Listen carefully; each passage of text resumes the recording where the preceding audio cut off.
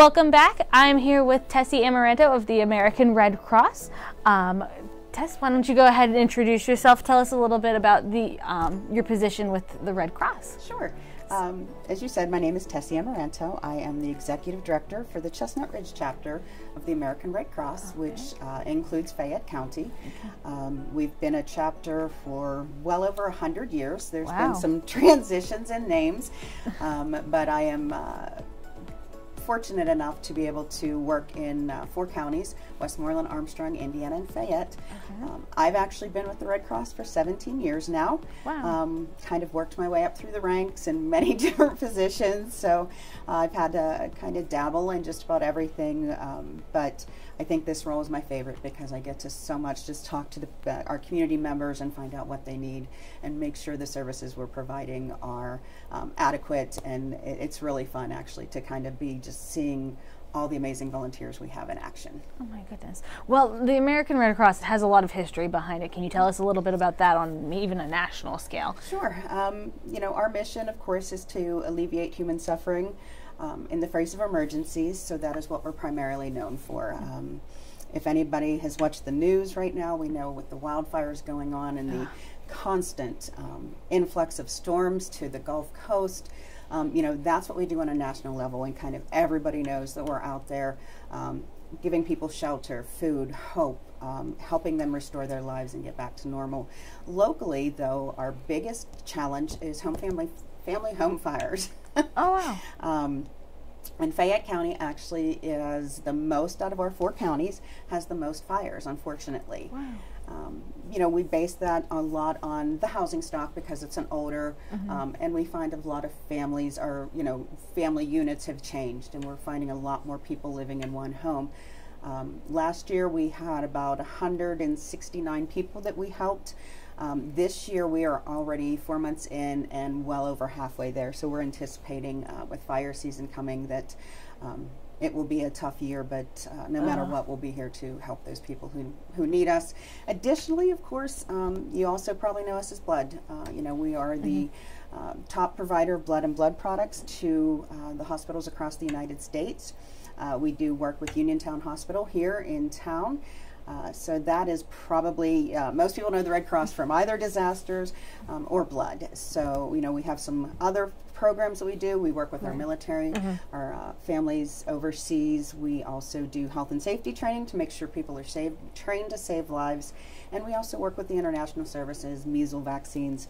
That's not as strong in this particular area, but it is something we will absolutely do. Okay. Wow, that was a lot. Like knocked off all of my questions. Well, let's talk about the here and now then. Obviously, we are in the midst of a pandemic. How has COVID affected your organization?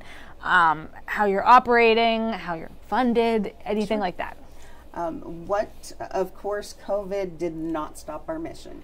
Right. What it did do, however, is create a barrier that we had to figure out quickly, as did most nonprofits, any agency, including small retail. Everybody had to figure out, how do we operate in a 6-foot distance and with a mask and still provide those services. So, you know, the 2 biggest changes we've had to make, whereas we used to go out and interview clients on the scene of a fire. Right.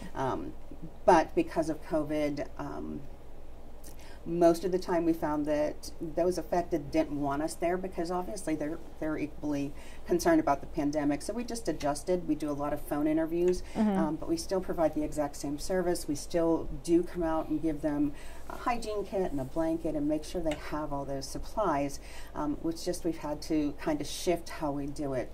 But it's working well, and we're still serving clients, and that's, at the end of the day, that's all we want to do. Nationally, it has made a huge impact because we can't open shelters. So we refer to them as congregate shelters, where you used to see, you know, if you go clear back to Katrina and Rita, they had the Superdome open, and when you saw the floor, there were just cots, you know, and 500 people were in cots. Well, obviously in COVID, we can't do that. Right. So most of our sheltering is done with a family unit in a hotel room. Okay. And then we have teams that literally stay at that hotel with those groups of individuals, and they don't leave until all of the people are out. So that protects our workers, that protects the family. They still get everything they need, but they get that security of not having to sleep next to somebody. It's very difficult because there's a limited amount of hotels. Right. You know, and of course, because it's in a hotel, our costs have significantly gone up.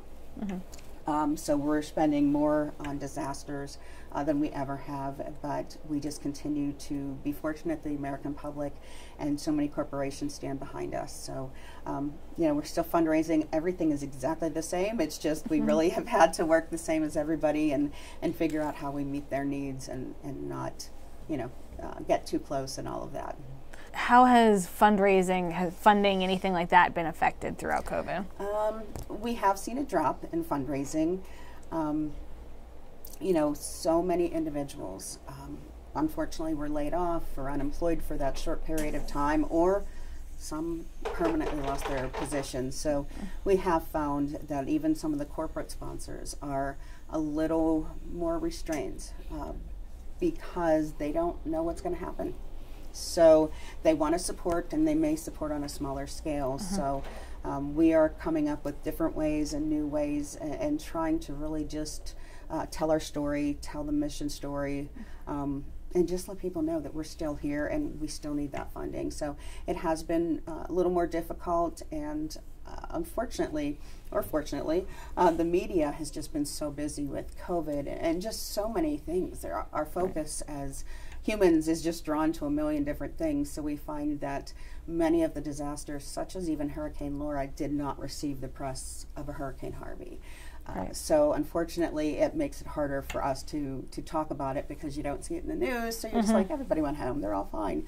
Whereas, you know, of course, it isn't like that. So it has just been more of a struggle, but, you know, we just keep forging forward. And the great thing about being a national organization is we respond first and fundraise later. Of course, we want to fundraise, but it will never be that we don't have the funds to come help you. We will come help you, and then we'll figure out how we're going to raise the money. But being a national organization, it just gives us that ability to say it doesn't matter, we'll be there. And then, of course, we scramble on the back end. But, you know, it's nice knowing, and it's a great organization knowing we're going to help, and we'll figure out the ways afterwards. So great. Can you tell me a little bit about, like, say somebody wanted to volunteer with you, what type of opportunities there are there? We recommend anyone who'd want to volunteer go to www.redcross.org, which is our main website, and there'll be a tab at the top which you know, talks about volunteering, and that's where all of our volunteer opportunities start. We, you know, even if someone calls our office, we ask them to go there because there are some background clearances and different things. Right. It is a fairly quick process, about a week turnaround, and once you've kind of gone through the process, it gives you all of the opportunities from, you know, if you want to work with fundraising, if you want to do admin work, if you want to be a responder, it gives you all those options, and once you're through, then you are directed right to the person you need to talk to so we can get you involved immediately. Great. Well, is there anything else you want to add? I know we covered a lot. We did. Probably too much for me talking. But no, we are, we just want people to know we are in Fayette County sometimes. You know, if you don't see a physical office, people think you have left them. The great news for the Red Cross here in Uniontown is we will be next door to you guys as soon as the pandemic is lifted. We are moving into 73 West Main Street. We used to be on Beeson Boulevard. I think I said that right. Yes. And unfortunately, because of the creek, the building often flooded, and being a disaster organization, we couldn't get in to get our flood kits. So that was a little bit hard when you come down and go, where's our building? Back there.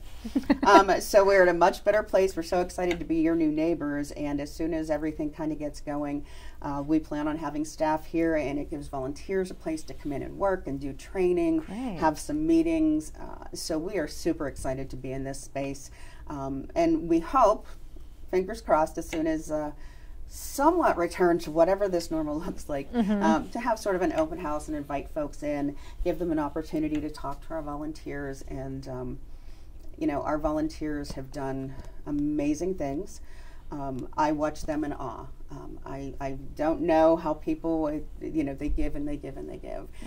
So I'm looking forward to being able to get closer with our volunteers down here and give them a space to work with. And I know they are so excited because we signed the lease literally like a week before COVID. So we haven't even been able to get in there yet. Oh my goodness. We're very excited to be able to be closer here and really make sure that have the resources on hand for the county, for this area. So we're here.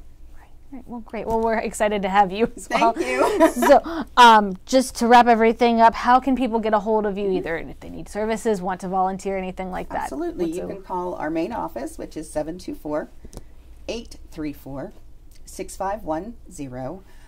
That'll get you to our business ops specialist, Joelle Briner, and she is the keeper of the messages and keeper of the phone.